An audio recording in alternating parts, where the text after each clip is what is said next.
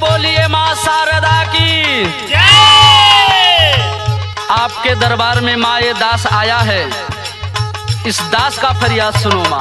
क्या कह रहा है दास? क्या? दास और दास लेके खड़ा बा समहनावा, दर्शनवा दे द जननी पूजबो चरणवा।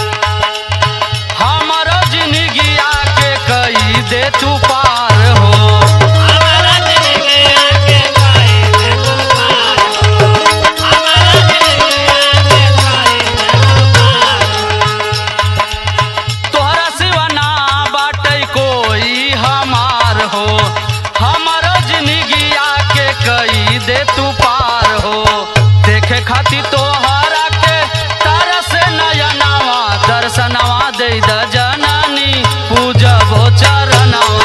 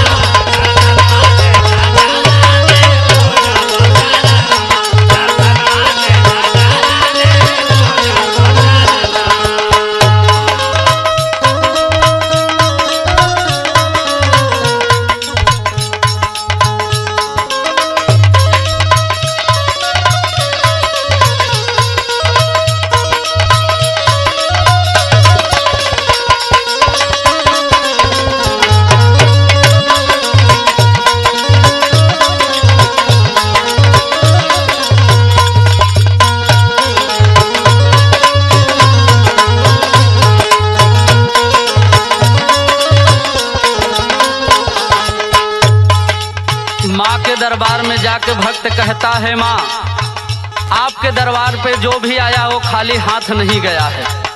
क्या कह रहा है? सुन ले हई माई सब कर भगिया जगावेलू,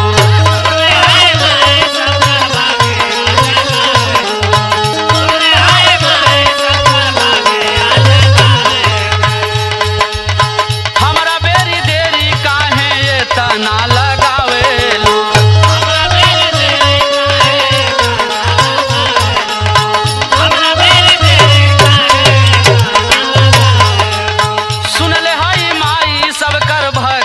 जगावेलू हमरा बेरी देरी काहे ये तना लगा